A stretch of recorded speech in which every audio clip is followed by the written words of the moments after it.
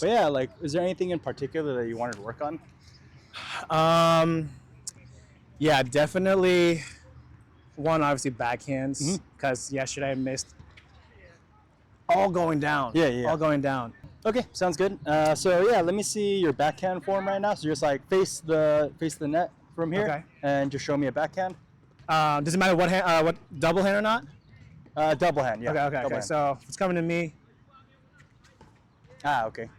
Do it a little bit slower. Oh, okay. So if it's coming here. Do a couple times. Okay. All right. Okay. So, how are you holding it? Like, what's your grip look like? The other hand. Right On the hand? top hand. Top hand. Yeah. Well, like that. Okay. Yeah.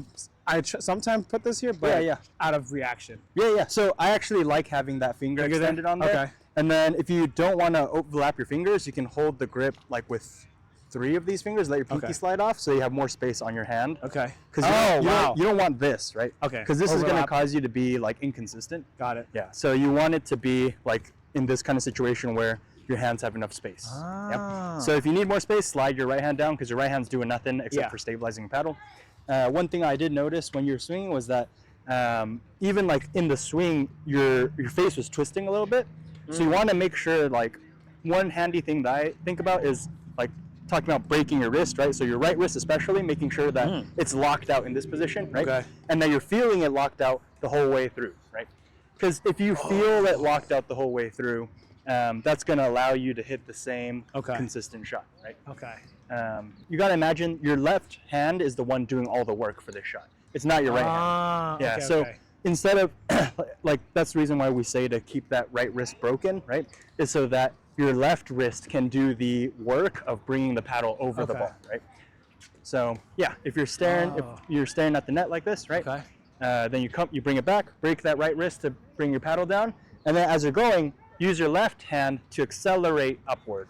Yeah. Okay. Is my paddle like facing, like slicing? Or no. So you want to imagine like when you're hitting the point of contact, your paddle's parallel to the net. Yeah. Okay.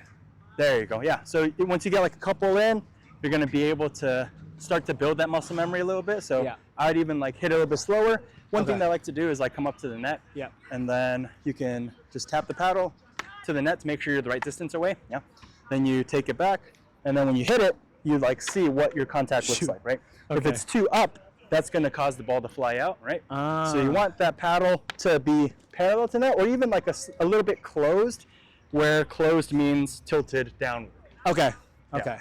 So from here, here. Yeah, and then way at the point of contact. Yep, and then brush up with the left hand. Yeah, over. Okay. So that's what it should feel like the whole way through. Good. Okay. Do a couple more. Yeah, that's good. All right, let's hit some balls and see where we're at right now. Okay. All right, here you go. Good. Okay. All right, already. Okay. Already good. Here we go. Good. Very nice. Excellent. Great shot. Oh, wow. Yeah. These backhands look excellent already. Yep. Look at that. That's crazy. Big difference. She's crazy. All right. Okay. So when that happens, right, all you need to think about is the fact that you need to get under the ball a little bit on that, right? Okay.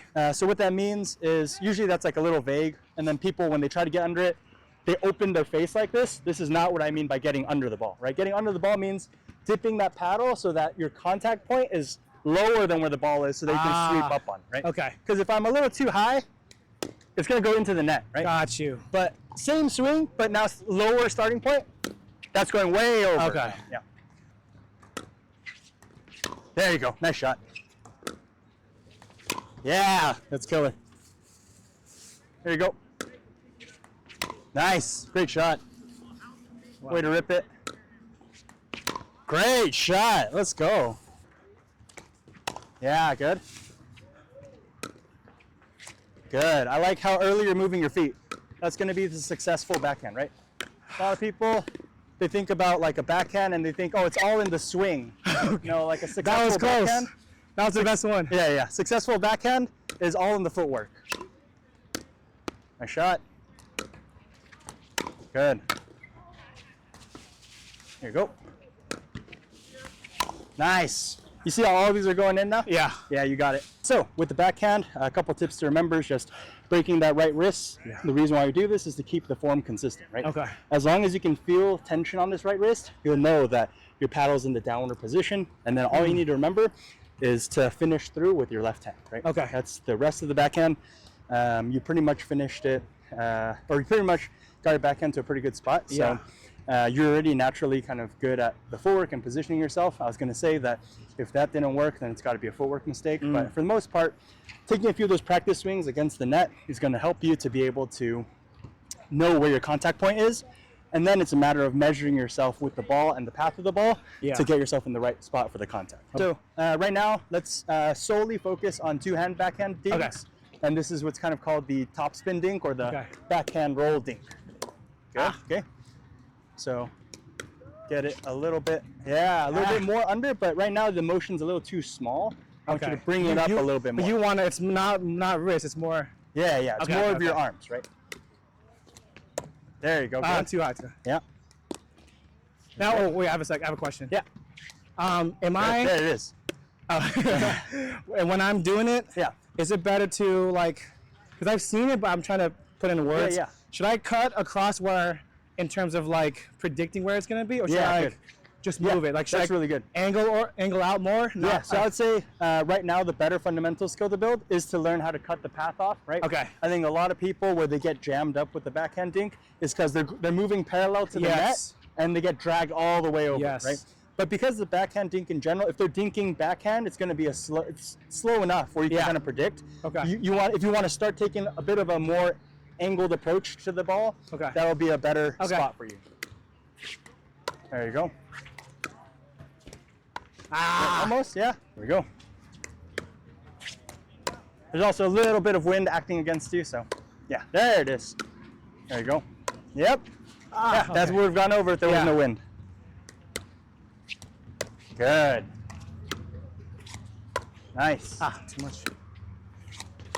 Good. Good. Yeah. Nice. Good. All right. It's shaping up. Let's do a few more. Good. Good. Yeah. A little bit more forward. Yeah. There you go. Very nice. Yeah, that's great. Yeah. Very nice. Good. Yeah, that's it. Sheesh. If it pops high like that, kind of a clue that you should be moving your arms in a more forward angle, right? Okay. So part of it's like you don't want to go straight up like this. You also don't want to go straight across like that. Something in between. You want to do like almost a 45-degree kind of slope or over the ball. Got you. Okay. All right, here we go. Good. Okay. Almost. Here we go. Yeah, that's great. Good. That's great. Yeah, good. Yeah, that's nice. There you go. So there, all it is just you're moving your feet a little too late on that. Right? Okay. But nothing wrong with the swing path. It's just because you're getting there too late, all of a sudden everything's rushed, so you don't have enough time to gently guide it over the net. Okay. Good. All right, good. Okay. So now let's try the kind of one-handed slice dink, right? Okay. All I want you to do is hold that paddle in the continental grip, so your hammer grip, right? Yep. And then I want you to, the swing path is forward. It's not downward, it's not upward, it's forward with an open face, right? So if you imagine, here's the ball, right? You want to come at it at this 45-degree angle of contact, and you want that 45-degree angle of contact to be straight through the ball. Okay. Yeah. Either way. So like. I mean, if you want to hit that on the forehand slice, you can do that. On the backhand, though, it's probably where you. Is my goal to hit it like in kitchen? Yes, it is. Okay. Yeah. So right there, what you did was you did a downward chop, right? Okay. You don't want to chop at the ball. You want to go through the ball, right? So all it's like right at the extend straight. Yeah. Because what's doing the spinning is the angle of the paddle. Right? Okay. There you go. Good. It's better. All right. It's just getting that. So again, it's not your wrist, right? It's all like your elbow is the joint that's moving. Okay. It's not the wrist. So keep your wrist stable. Like this. Yeah. So like. Good. That's better. Okay. That's better. Okay. Yep. That time your getting a little bit too much angle on the paddle. Okay. Just want to go straight through. There it is. Ah. Really nice. There you go. Okay. Let's go. That's it. Yep. You're just releasing your elbow. Yeah. Yep. Nothing too crazy. I see. Yeah. So the general application of the slice dink is for when you're when the ball's out of reach, right? Okay. So if I'm here and it's like a good spot for me, I don't want to hit a slice because that's not kind of taking advantage of the opportunity that's been given to me. Okay. Like if it's a good shot, I want to be able to pull you off the court by hitting a strong dink, right? Yeah. But if you hit one so let's say I'm standing, hold that ball real quick. Sorry. Yeah, it's okay. Hold that ball for me, and then I want you to just hit some dink that's over here. Okay. That's way out of reach. Oh shoot. Right? Is that too? Oh. Yeah, that's where that slice comes in, right? So that's how you block him. Yeah. Okay. So obviously that one was a bit out. Yeah. But the idea is that when you're pulled out wide like that, the slice allows you to get back into hitting it. And you want to aim for the center of the court, right? Center of the paddle? Center of the court, right? Oh, so where you're okay. aiming, you don't want to hit your slice dink. I mean, you can. It's not like a bad thing. Yeah. But if you're being pulled out wide, the best place to reset it is the center of the court because that's a very neutral spot, right? Okay. They won't be able to really attack it if it's in the center of the court, or if they do, it's going to be coverable, right? Yeah. Okay. But if I hit a slice dink all the way out here, then that's going to give you a really easy ball to either keep driving me wide, or I'm pulled all the way here, like this angle is exposed, right? So if you're ever in trouble, slice it to the middle, right? Slice it to the middle, and that slice should give you just enough drop so that you can reset your position. There it is. Good.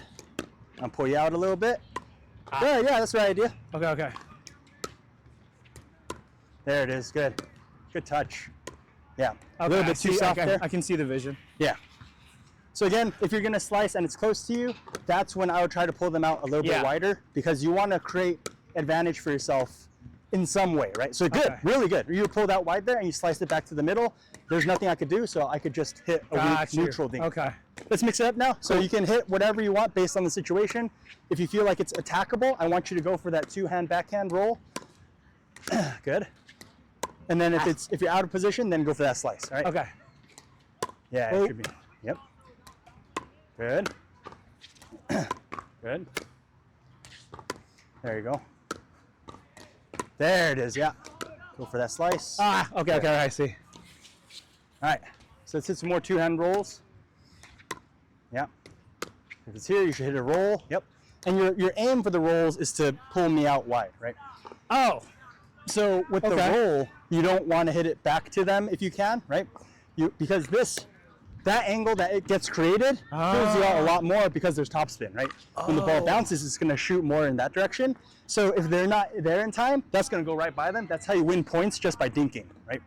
But that's a game changer. When you're caught, right? Then you hit that slice dink to the center. You can reset your position.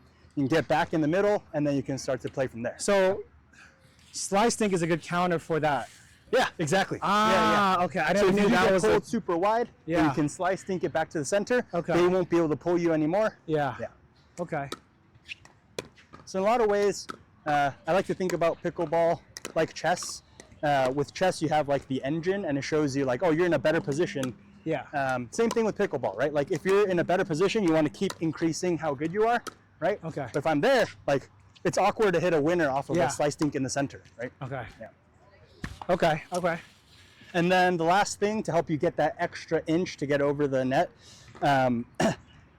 try as much as you can to put your weight forward through the ball, right? Okay. So right now, if you're holding back and you just swing straight, could be enough to get it through. Okay. But if you can lean into it a little bit, even if you're pulled out here, you can still kind of lean by straightening out, right? Okay. That'll give you that extra lift to get it into the court. Now I know like the intentional for the dinks. Yeah. Like damn, that's a huge game changer. In my opinion. For sure. It just makes a lot more sense. Yeah. I think Especially hitting the middle part. Like I just never knew. I would aim for the kitchen, but like I would never know. Like Yeah, I think that's a problem that a lot of people have is that when they're dinking, they're not really thinking about where they want to place their dinks. Yeah. They're just like, their only goal is, as long as I get over the net, that's okay, right? Okay. But even in the dinks, that's where we can start to build those invisible advantages, right? So interesting. we'll play some points. Yeah. So if it's good, so here, I'm pulling you out, right? Pulling you out more. right? In 2 shots, I already got you in a weird position, right? So was that footing good though? Like if I went here? Yeah. So that was the right idea, right? Okay. I think if you were there slightly earlier, you could have been able to hit a bit of a stronger and dink. then lean forward a little bit. That's where that kind of lean. Got you. It doesn't even need to be a lean. It can just be this forward momentum, right? Okay, so even like momentum of pushing off whatever leg this is. So your back leg, right? Yeah. Your back leg leaning into that. Okay. All right, let's try it again. Yeah, good. Good. Yeah, I like that. That's a good idea. Yeah. Now you're pulling me out wide. Good. Yeah. Okay. Great idea. So that's a good idea. If you can get that ball to drop, I'm in a tough spot. Yeah. Really nice. So you see how I use that to reach in the middle. Yeah. Great. That's great. Good. Yeah. So if I'm going to pull you out, there you go. Great idea. My gosh. Great idea. Right. And part of that is because it's a top spin shot. If you're using the spin, you're going to get an even stronger slice because you're stealing the top spin, right? Yeah. Ooh, okay. I like these words. Stealing the top spin. I like what you're saying. Yeah. All right, here we go. Good. Yeah. Nice. Yeah, so there you stole the slice and you made it your top spin, right? Which is really good. But again, set in the middle. That's that Jono spin, bro. Yeah, I'm pulling you out wide. Good. It's a good idea to get it towards the middle. Good. Yeah. That's not too much. Yeah, you don't want to take that big chop at it, right? All you need to do is lift it. It's more of like a push. Through. Yep. Okay. Because this spin one, I like to think of it as like a black hole for pace, right? The speed of the game could be getting a lot faster than you're comfortable with. So you just hit that slice dink, and all of a sudden the game's slow again. Yeah. Yeah. Holy crap. Okay. All right.